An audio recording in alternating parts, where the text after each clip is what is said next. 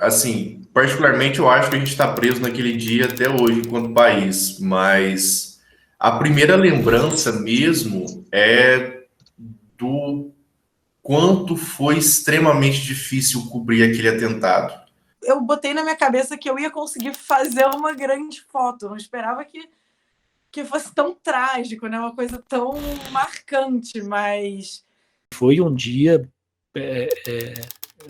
muito doido, e eu lembro, de certa forma, desses 10 segundos onde isso tudo aconteceu, eu lembro direitinho na minha cabeça e parece que foram 10 minutos de tão intensos que foram, sabe? Glória a Deus, chega de escravidão, chega de corrupção, Cabo Daciolo 51, glória! Pode discordar em muitas coisas, mas numa coisa nós concordamos, a educação muda o país. Sou Ciro Gomes, candidato a presidente pelo PDT. Se você acha que o Brasil precisa mudar, estamos juntos. Se depender de mim, essa é a última eleição com programa eleitoral obrigatório. Vote João Amoedo 30. O lá agora é Haddad 13.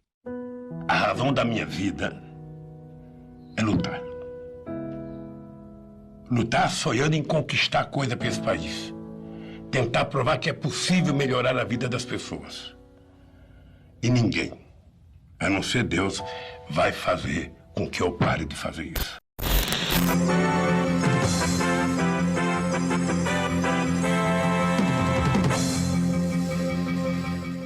O candidato do PSL, Jair Bolsonaro, foi vítima agora há pouco de um atentado enquanto fazia campanha em Juiz de Fora, Minas Gerais.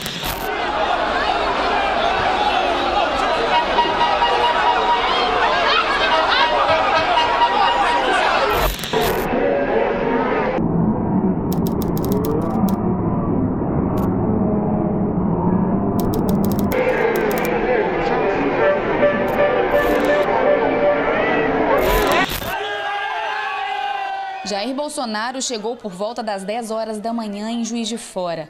O candidato do PSL passou o dia na cidade fazendo campanha. Na agenda da manhã, ele foi visitar um hospital aqui chamado Asconcer, que é um hospital especializado em tratamento de câncer. E a visita já tinha sido um tanto quanto tumultuada. O que a senhora acha disso? Trazendo um candidato à política dentro de um hospital com uma doença muito séria. É uma doença ingrata. As pessoas saem da química sofrendo muito. E isso esse abuso, isso é um abuso. A gente não pôde adentrar o local junto com ele. Ficamos ali, boa parte da imprensa, aguardando lá de fora. Eu não me lembro ao certo se ele falou com a gente antes ou depois, mas foi aquele quebra-queixo, algo bastante rápido. Ali ele já voltou a mostrar aquele estilo mais boquirroto dele, foi agressivo com algumas perguntas, se negou a responder a outra. Então esse foi o primeiro contato que a gente teve com o então candidato. E aí depois ele teria, entre a parte da manhã e a parte da tarde, um almoço em um hotel aqui, que é justamente perto desse hospital. E nesse almoço, ele encontraria algumas lideranças empresariais aqui da cidade e da região. E o almoço, salvo engano, também foi conturbado. Esse ponto chega a campanha do senhor Geraldo Alckmin. Senhor Geraldo Alckmin, me acuse do que bem entender. Só não vai me acusar de corrupção!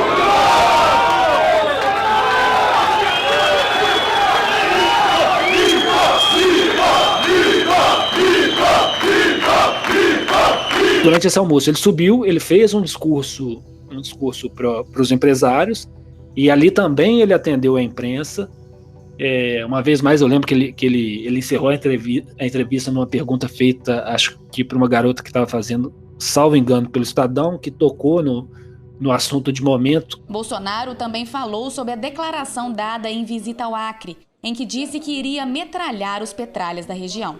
Eu fiz o curso do Instituto Universal Brasileiro por correspondência quando era garoto. Figura de linguagem. Tem algumas pessoas que queriam entrar, empresários mesmo, não conseguiram entrar, e depois acabou que foi, se eu não me engano, um almoço restrito, só alguns empresários. Então, assim, o dia ele já foi tendo uma escalada, assim, de sobressalto, sabe?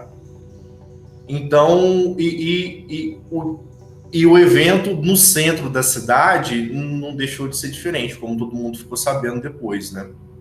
Não estava previsto o que ele ia fazer. A gente percebia que era uma coisa muito de improviso, vamos esticar. E quando ele chegou no Parque Alfield, era uma coisa assim, muito cheio mesmo. Confesso que poucas vezes eu lembro de ter visto o Parque Alfield em si tão cheio. Até porque não é um palco de grandes manifestações na cidade. Daí Bolsonaro subiu no ombro de um, de outro, fazia. Parece que ele se empolgou com isso. Até hoje a gente tem vários relatos distintos, mas a sensação que eu tive vai nesse sentido. Parece que ele se empolgou e resolveu descer até descer o calçadão todo.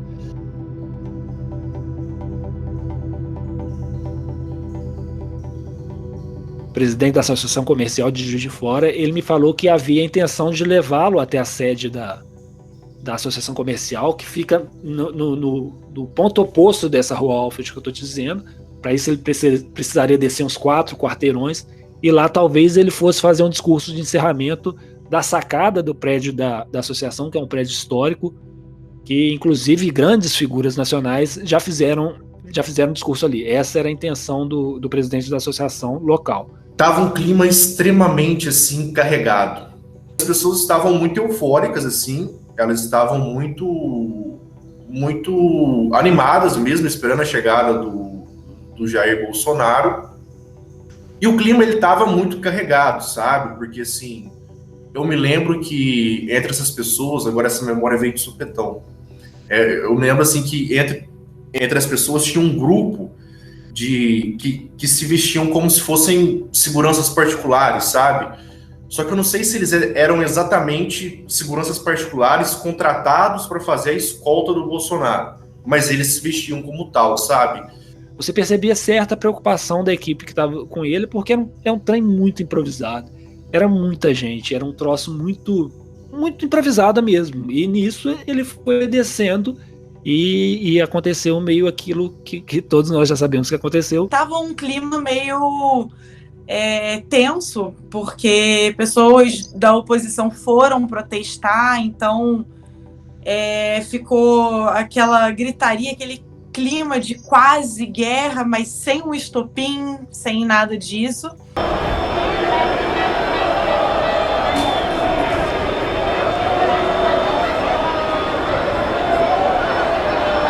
Né, tinha muitas pessoas, naturalmente, com camisa da seleção brasileira, muitas pessoas usando a camisa que o Bolsonaro estava usando naquela época, que era, se eu não me engano, o meu partido é o Brasil, né, que é uma camiseta amarela com os dizeres em verde. Muitas pessoas usando essa camisa, né? Eu cheguei um tempo antes, então nesse tempo que eu estava antes, eu aproveitei para fotografar o que estava acontecendo, né? Fotógrafos subindo em árvores para tirar foto, pessoas com a bandeira LGBT levantada em punho, uma mulher, sabe, com a bandeira levantada e escutando falação e gritaria e ali resistindo.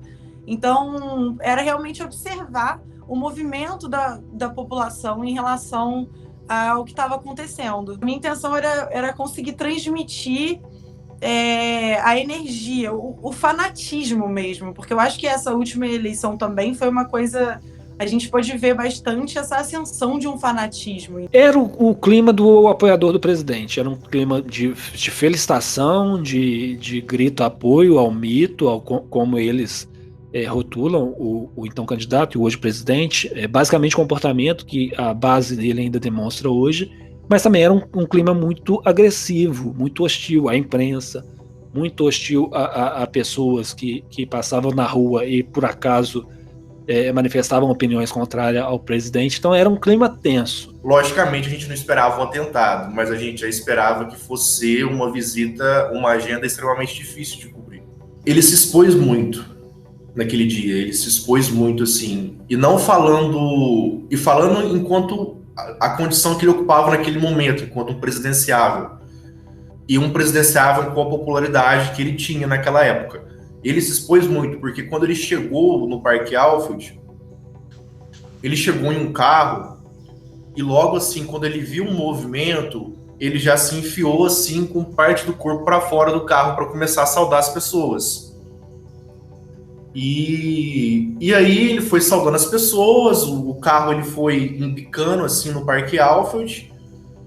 E aí, em determinado momento, ele praticamente se colocou todo para fora do carro, né? E começou a dar tchau, começou a acenar para as pessoas. E aí, quando eu me toquei assim nessa comunicação dele com os militantes, em determinado momento assim, aí agora eu não me lembro se ele chegou a subir em cima do carro, mas em um determinado ponto daquele dia, ele já estava nos ombros, assim, nos braços das pessoas, sabe? Eu não sei, assim, se foi uma coisa extremamente vaidosa ao se deparar com uma multidão que tá te esperando, né, que tem simpatia com o seu programa de governo, ou então se foi uma coisa involuntária, meio ingênua, que eu acho muito difícil de ter acontecido, mas assim, ele se expôs muito. A sensação que eu tenho depois é que já estava todo mundo tenso, porque não era algo normal, não tinha como você garantir 100% da segurança do então candidato da forma que foi feita a coisa, entendeu? A memória que eu tenho muito forte é que quando ele chegou e já se colocou para fora do carro, eu já tinha pensado comigo mesmo. Ele tá se expondo muito. Aí a gente passou pela galeria, correndo, né? Passou aquela multidão e ficou esperando ele naquela esquina, que é chamada popularmente em Juiz de Fora, era hoje em dia nem tanto mais, esquina dos aflitos. E a gente ficou lá esperando, e quando ele chegou na esquina, começaram a aparecer as pessoas, eu levantei a câmera, tava vendo só pelo visor. E aí eu vi ele levar a mão no peito. E aí eu falei, aconteceu alguma coisa, ele tá infartando. Eu achei que era infarto, porque ele levou a mão no centro do peito. Eu tava caminhando assim na parte de trás, mais ou menos na parte de trás assim, da mobilização, da passeata. E aí foi quando eu percebi que começou a dissipar a aglomeração. Algumas pessoas foram voltando para trás e outras pessoas acabaram embicando na Rua Batista de Oliveira e foram para os lados. E aí começou, e se eu não me engano, o movimento cantava algumas músicas pro Bolsonaro, e ali, tipo, o som começou a sumir, assim, sabe, meio que devagar, e começou a vir um clima natural, assim, de tensão. Eu não cheguei a ver nem a faca, nada disso, mas eu vi uma expressão de dor horrível no rosto dele e a mão no peito. E aí, nisso, eu falei, tá acontecendo alguma coisa. Só que ninguém gritou. Demorou uns 3 segundos, assim, até acontecer alguma coisa. E eu vi pelo visor melhor do que eu tava vendo pessoalmente. E aí, alguém gritou, foi tiro. No momento em que ocorre a facada, eu tava diante da multidão, uns 10 metros, algo assim. E percebo um estouro de boiada. Uma galera correndo, gritando, e eu tentando entender. Nisso eu sou levado um pouco com esse estouro de boiada, sei lá, uns 20 metros à frente, e começo a perguntar quem tá do meu lado o que aconteceu. Eles falam, foi um tiro. As pessoas começaram a gritar, um tiro. E aí nisso começou uma correria, uma multidão, a gente entrou para uma galeria, eu fui para a rua de trás e passou um carro oficial preto, muito rápido. E eu perguntando para as pessoas da rua, você sabe o que aconteceu? Aí todo mundo, não, o Bolsonaro vai ali fazer um pronunciamento. Ninguém sabia falar direito, ainda era muito, muito recente. E eu olhei no visor da câmera aquela foto e falei, meu Deus, foi alguma coisa muito grave. Eu não tinha escutado barulho de tiro, mas eu não conseguia entender o que era, sabe? Só vi a expressão de dor realmente. Tento voltar para próximo de onde estava o candidato, e há um novo estouro de boiada, e eu vou parar um pouco mais longe, e quando eu volto eu já vejo um clima muito mais tenso, policiais com armas em punho, e os policiais nervosos, E quando eu vi, tava um policial mandando eu e outras pessoas que estávamos lá entrar dentro das lojas, e as lojas todas cerrando as portas, um semblante de terror. E eu tentando entender, perguntando, um fala que foi tiro, outro fala que ele passou mal, outro fala que coisa, facada, tal, e não sabia o que aconteceu. Pela expressão de dor, eu sabia que era alguma coisa extremamente grave. Eu não sabia se ele ia resistir, né? Eu tava, inclusive, falando já, liguei para os meus pais e falei, olha, o Bolsonaro vai morrer. Porque a expressão dele realmente me marcou muito, porque foi chocante, sabe? Eu nunca tinha presenciado um atentado tão próximo. Na mesma hora, assim, eu já peguei meu celular e mandei eu mandei mensagem, não sei se foi pra minha editora, pro grupo da redação, falei se aconteceu alguma coisa. E aí, só que eu não sabia o que tinha acontecido exatamente, assim. Eu até, com os amigos que eu conversava depois, até hoje eu converso, eu falo assim, todo mundo naquele momento no Brasil, assim, nos 10 minutos depois do atentado, sabia o que tinha acontecido pelas redes sociais. Os repórteres ali, naquela confusão danada, não faziam ideia, assim. Só que as coisas foram muito incertas ali naquele... Eu não lembro nem quantos minutos foi até eu ter a certeza de que tinha sido uma facada. Mas parece que durou muito tempo, assim. Tiveram uns de 3 a 5 segundos. Eu não sei, porque para mim pareceu que foi muito tempo. Eu não sei mensurar realmente quanto tempo foi. Mas para mim pareceu muito tempo. O tempo em que eu levantei a mão para tirar a foto e olhei em torno e ninguém tinha feito nada. Parecia que ninguém tinha visto o que ele estava passando mal ainda, sabe? Então demorou uns 3 segundos até as pessoas virarem e alguém gritar, é tiro. Alguém ter algum tipo de reação. Naquele momento, assim, eu nem tinha certeza do quão grave tinha sido o ferimento, assim. Ninguém ali tinha certeza, sabe? A gente não sabia se o Bolsonaro tinha sido tirado dali só por conta de uma eventual ameaça de tiro ou facada, ou se ele tinha sido, de fato, socorrido porque ele foi atingido por um eventual tiro ou facada. Eu vejo o presidente da República, então candidato da República, passando carregado por policiais, por apoiadores, e, de fato, eu vejo meio que desfalecido. A sensação que eu tive que ele estava, de fato, desfalecido. Pálido, isso num hiato muito curto de tempo. E foi ali, e foi engraçado, agora eu vou falar da minha experiência como jornalista, que assim, eu confesso que na minha cabeça, no primeiro momento, passou a possibilidade de aquilo ter sido algo armado, porque no linguajar da política poderia ser algo interessante para ele, mas quando eu vejo ele desfalecido, eu mudo um pouco minha opinião.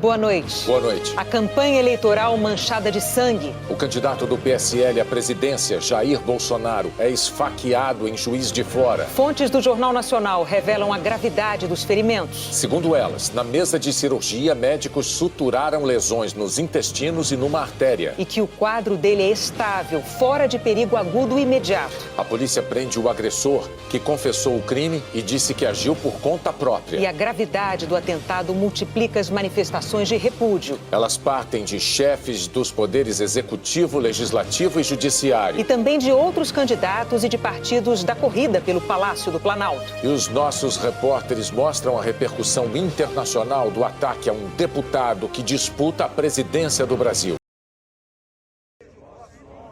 Venha a nós o vosso reino, seja feita a vossa vontade, assim na terra como no céu. O pão nosso de cada dia nos dai hoje. Perdoai as nossas ofensas, assim como nós perdoamos a quem nos tem ofendido. E não nos deixeis cair em tentação, mas livrai-nos do mal. Amém. Amém. Viva! Viva!